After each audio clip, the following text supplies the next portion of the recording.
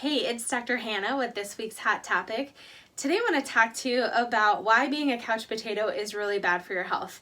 Now I understand if you come home from a long day of work and sometimes you just want to hang out and chill on the couch and just veg and do nothing, that's totally fine. But what I'm talking about more are people who every single night they sit in front of the TV after they've been sitting in front of a computer screen all day at work, that they watch 4 or 5 hours of TV, go to bed, get up, sit in front of a computer, and then do the same thing over and over again. That's probably what I would define as a couch potato.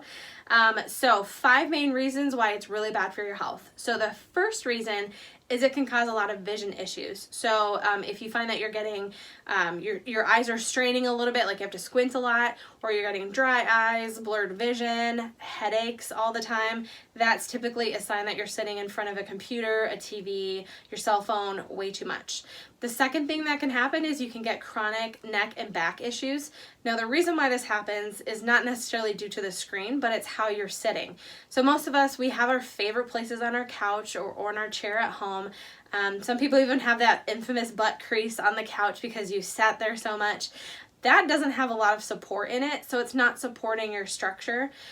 So that can cause, because of the sway and all that extra stuff that's not really helping you as far as your posture, that can cause a lot of those chronic back and neck issues.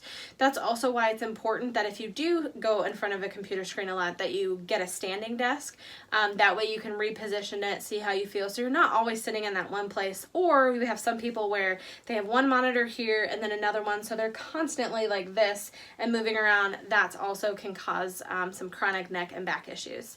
The third thing is it causes poor sleep. So you have that blue light that, and there's a feature now that you can change, I think with the new update in the the iOS, that you can change it so it's more of a blue light, excuse me, but that blue light actually takes that information, sends it through our brain, and then it can actually suppress how some of that sleep promoting hormones act. Therefore you don't get as much of a restful sleep if you're in front of a screen a lot. So that's something else to keep in mind if you find that you don't sleep very well.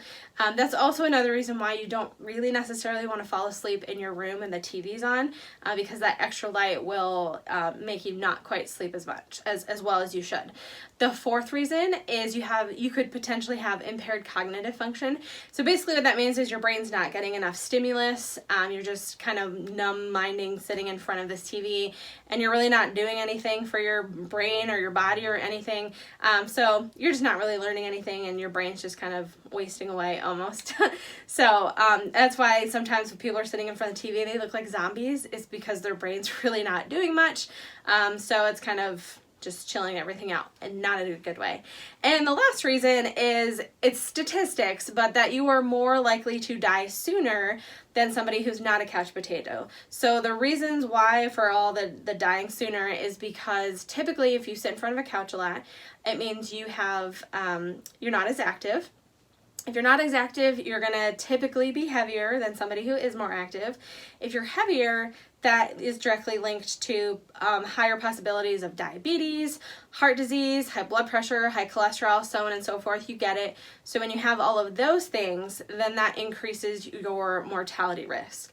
So those are just some quick basic reasons why being a couch potato is not necessarily the best idea for you.